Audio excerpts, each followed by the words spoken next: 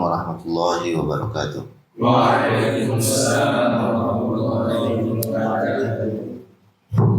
Bismillahirrahmanirrahim.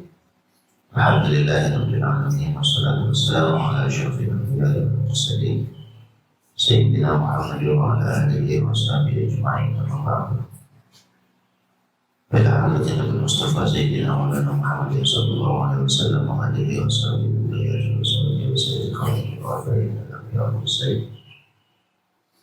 وتابعين لهم بإحسان إلى يوم الدين وبينهم وآتنا مجتبنا وشيخنا وشيخنا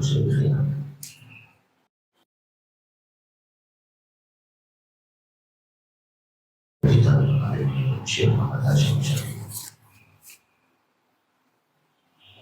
يوم الله لهم الفاتحة أعوذ بالله من الشيطان الرجيم الحمد لله رب العالمين الرحمن الرحيم مالك يوم الدين صراط الذين أنعمت عليهم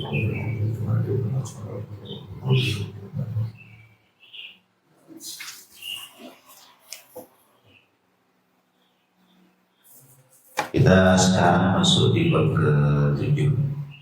Bab ke-7 itu merupakan salah satu bagian yang paling penting dan menjelang akhir ini.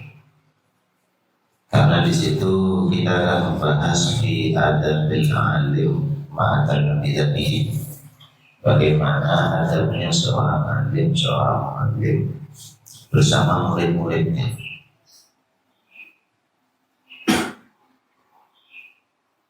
Qala al-muallif rahimahullahu ta'ala al-bab as-sabi' fi adabil alim ma'a talamidatihi wa fihi 14 naw'an min al-adab. Jadi dalam bab ini ada 14 macam adab yang harus diperhatikan oleh seorang guru, seorang muallim ketika dia sedang bersama dengan murid-muridnya.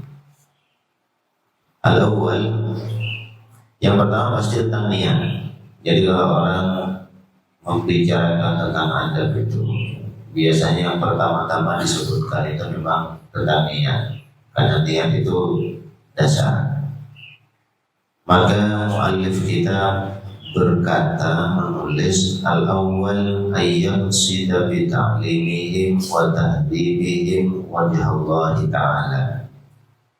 Dia ketika mengajar murid-muridnya itu yaqsid, berniat, bermaksud hanya wajah Allah ta'ala, untuk memperoleh ridho dari Allah subhanahu wa ta'ala. Wajhun itu sering dinisbatkan kepada Allah, tetapi ini tidak boleh diartikan dalam pengertian yang harfiah kan. Nah, mungkin Allah itu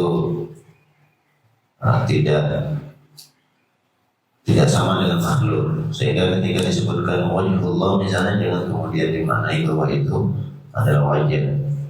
Oleh dari kalangan ulama, wajhun bermakna zat. Jadi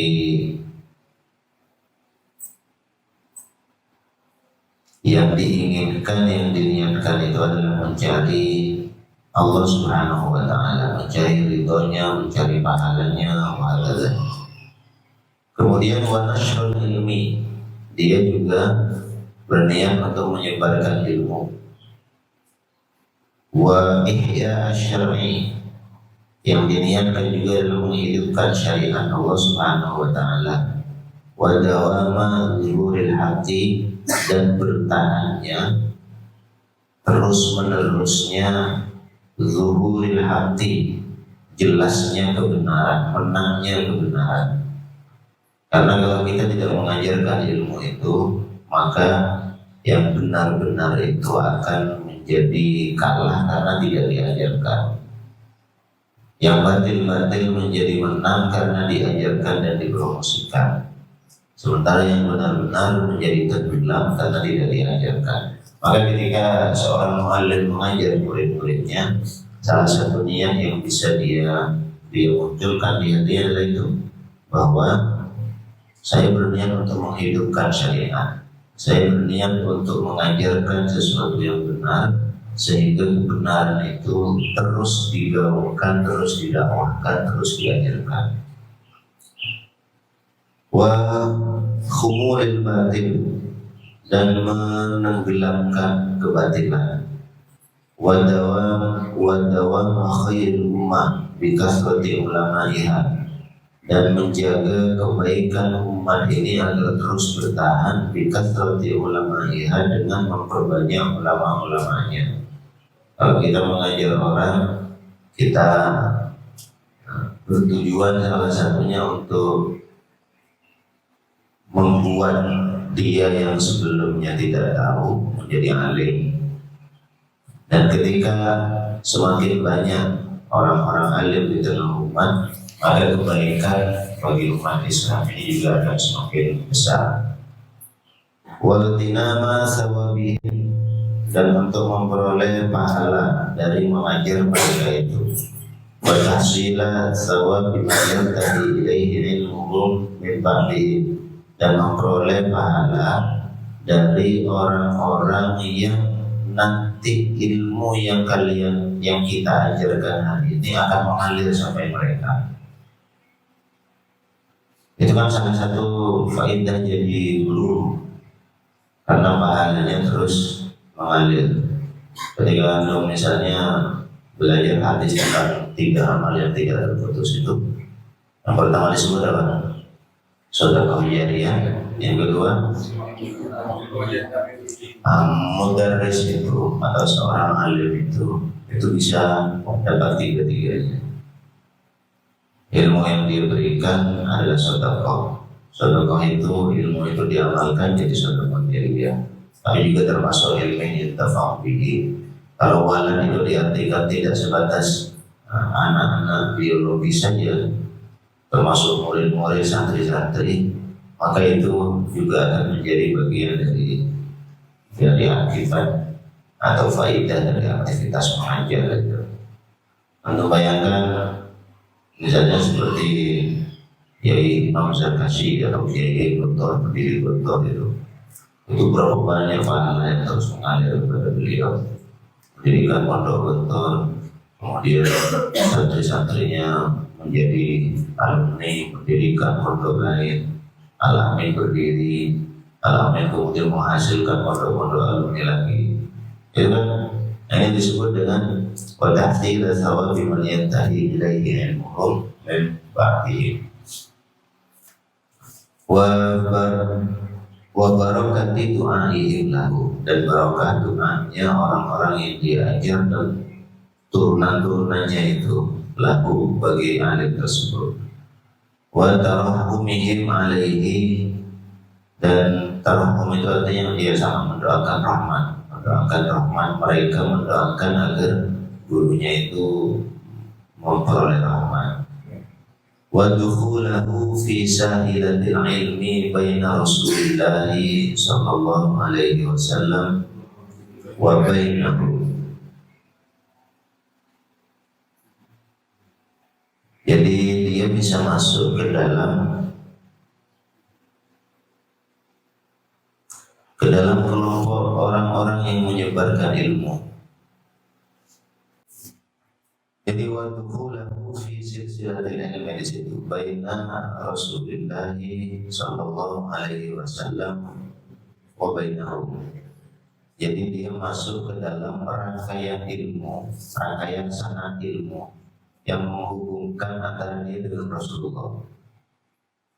Itu menarik, itu salah satu faedah yang luar biasa dari mengajar.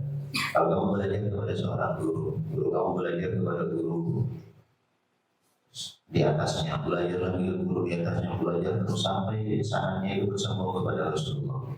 Lalu kamu ajarkan ilmu itu kepada murid-muridmu.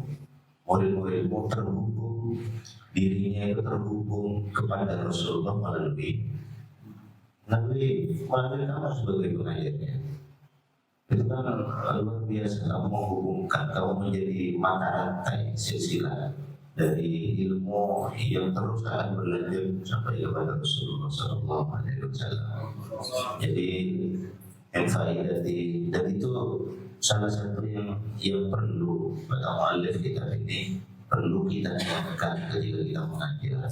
Jadi kita mengajar itu ingin menyebarkan misi Rasulullah, ingin menjadi mata rantai yang menghubungkan antara murid-murid kita sampai terus ke Rasulullah. Wa adahu fi jumlati muballighi wa ilahi ta'ala wa akamihi ila khalqihi.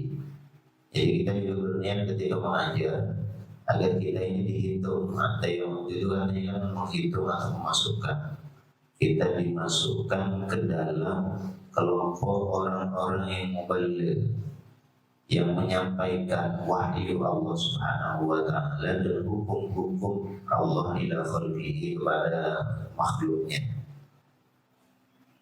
Fa'inna ta'limal ilmi, karena sesungguhnya mengajarkan ilmu itu min ahammil umuridin, merupakan bagian yang paling penting dari perkara-perkara agama. Wa a'la darajatil mu'minin, dan merupakan derajat yang paling tinggi dari orang-orang mukmin. Qala sallallahu alaihi wasallam, inna Allah ta'ala wa malaikatahu, Allah itu malaikatnya, wa ahlas samawati wal ardi, seluruh penduduk langit dan bumi, hatta namlati fi hijriha, bahkan termasuk semut yang berada di dalam lubang rumahnya itu. Yusalluna ala mu'allimin nasi al-khairah, mereka bersolawat. Yusalluna ala mu'allimin nasi al-khairi, kepada orang yang mengajarkan kebaikan kepada manusia, kepada para guru, kepada para mu'allim. Nah, kalau saya juga pernah jelaskan juga dulu bahwa kata sholat yusalli itu bisa berbagai macam artinya.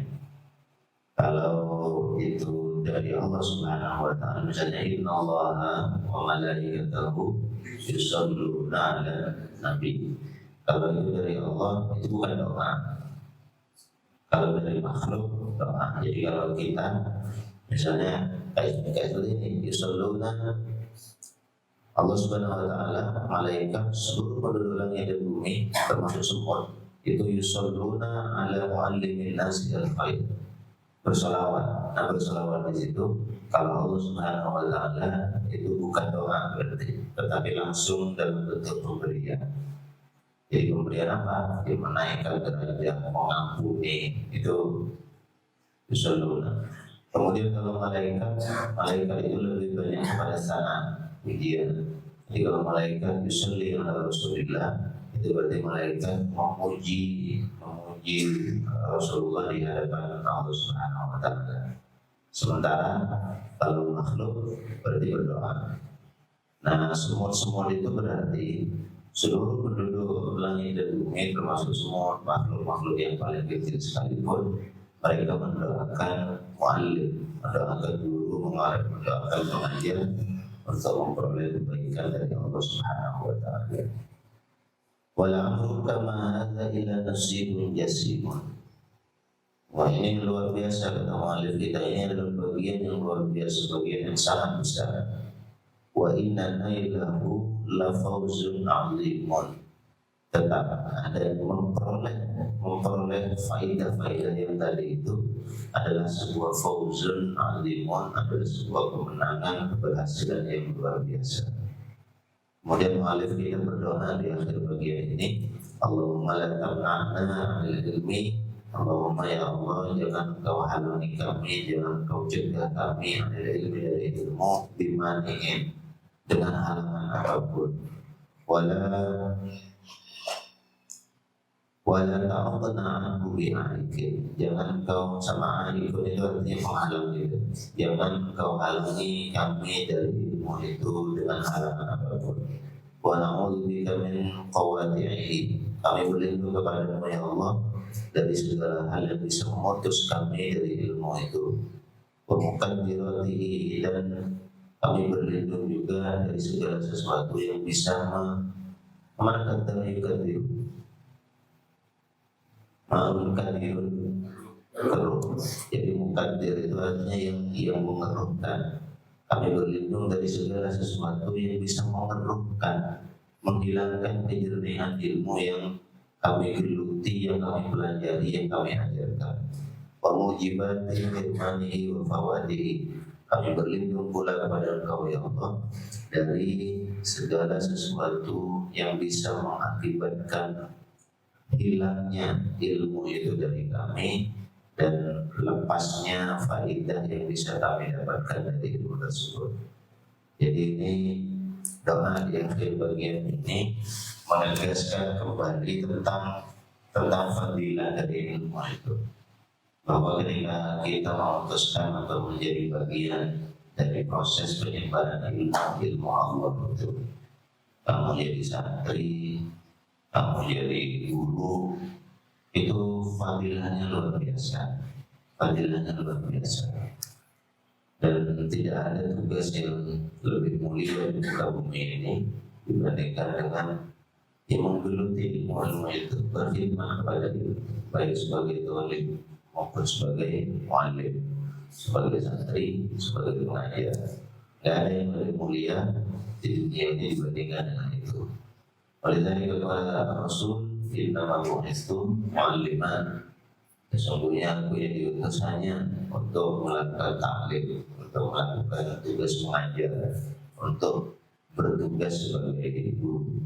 Rasul wa mu'allimul ummah. Rasulullah itu adalah guru bagi umat Islam, mu'allim.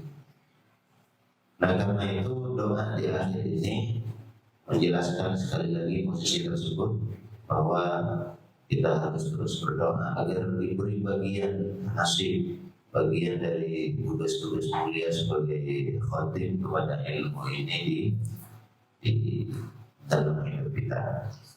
Lakin tentu saja bagian ini berhubungan dengan bab yang sudah kita pelajari sebelumnya, bahwa untuk bisa memperoleh fadilah ilmu itu ya ada syarat-syaratnya, dan syarat-syaratnya itu sudah kita pelajari di bab sebelumnya. Misalnya di bagian akhir saja kemarin yang kita pelajari itu kan disebutkan bahwa seorang alim tidak boleh merasa layak atau mengajar sebelum dia belajar dengan sungguh-sungguh apa yang akan diajarkan. Itu syarat itu. Jangan kemudian kamu merasa bahwa saya guru mulia, fadilahnya besar, tapi kamu tidak menyadari bahwa fadilah atau keutamaan yang besar itu selalu berbanding lurus dengan tanggung jawab yang juga semakin besar. Fadilah semakin besar, kalau masuknya besar, taklifnya juga semakin besar, bebannya juga semakin besar, tanggung jawabnya juga semakin berat. Jadi dua hal itu memang harus sama-sama disadari. Kemudian bagian yang barusan kita pelajari itu bicara tentang niat yang diajarkan oleh mu'alif kita di dalam kitab ini memang banyak, tidak ada satu. Meskipun muaranya tetap satu, tentu saja itu tidak menjadi dari Allah Subhanahu wa Ta'ala. Tetapi niat itu bisa dimunculkan dalam berbagai macam bentuknya.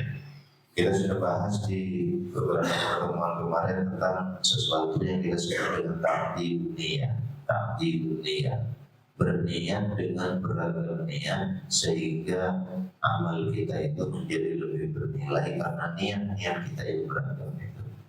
Padahal kami sedangkan dikawali Rasul, niatul mu'min khairun min amali. Niat seorang mukmin itu lebih baik daripada amalnya. Maksudnya apa? Maksudnya bukan cukup berniat saja, tidak perlu beramal, bukan itu maksudnya. Tetapi harus amal itu akan dihitung berdasarkan niatnya, sehingga niat itu lebih penting dibandingkan dengan amal. Amal tanpa niat tidak bernilai apa-apa di sisi Allah Subhanahu wa Ta'ala. Kalau kamu shadiqun fi niyatika, sekalipun kemudian ada halangan kamu tidak bisa melakukan amalnya dalam berbagai hal, Allah akan tetap memberikan pahala dari amal yang tidak bisa kamu lakukan itu kalau niat kamu sudah shadiq, niatnya itu shadiq, niatnya itu betul-betul sungguh-sungguh. Nah, di bagian pertama kita diajarkan dan diingatkan kembali tentang itu, luruskan niat kita, perbaiki niat kita, tetapi sekaligus juga perbanyak. Jangan hanya satu niat. Kamu niat ngajar kenapa? Saya niat ngajar untuk menyebarkan ilmu Allah. Ya, sudah bagusnya itu. Tetapi semakin banyak niat yang kamu tancapkan dalam hati, semakin besar nilai amal yang kamu lakukan. Ini contoh dari mu'alif kita, tentu bisa menjadikannya sebagai salah satu pedoman. Niat untuk memunculkan kebenaran, menenggelamkan kebatilan, memperbanyak kebaikan bagi umat Islam. Apalagi itu, memperoleh pahala dari murid-murid kita, dari turunan murid-murid kita, dan seterusnya sampai di akhir tadi. Yang dengan Rasulullah dari itu jadi mata rantai penghubung antara murid-murid kita kepada Rasulullah SAW. Nah, karena itu yang ikhwan yang saya kembali ke soal niat tadi itu, sudah waktunya terus berusaha memperbaiki dan meluruskannya, dan itu dilakukan secara terus menerus, karena niat itu kan bisa berubah, termasuk dalam talabul ilmu itu kan, kalau anak coba santri-santri baru itu, mereka perlu diajar untuk niat yang benar ketika mencari, tetapi tidak usah terlalu dipaksa. Kamu niatnya harus karena Allah belajar itu. Biar ada di dalam baru. Ajarkan kepada mereka, ajar pelan-pelan, tapi tidak perlu terlalu dipaksa karena memang level mereka belum di situ. Dan ada sebagian ulama yang bilang begini, kalau benar ilmu liwayrillahi fa'aba ayyakuna illallah.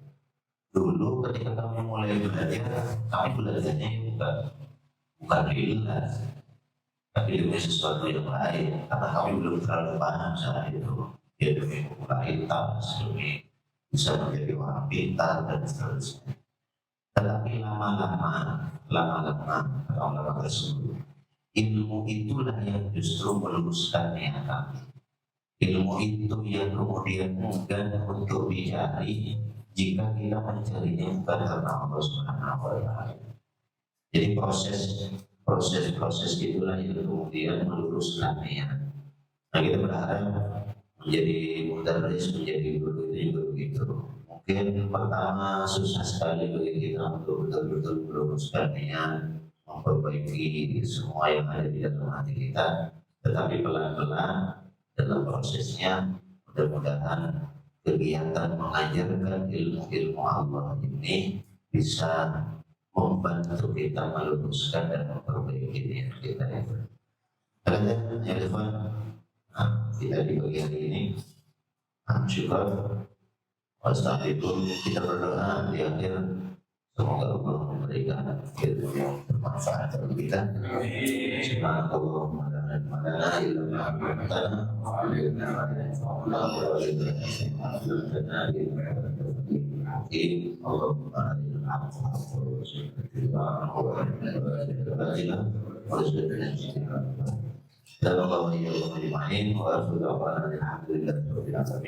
Wassalamualaikum warahmatullahi wabarakatuh.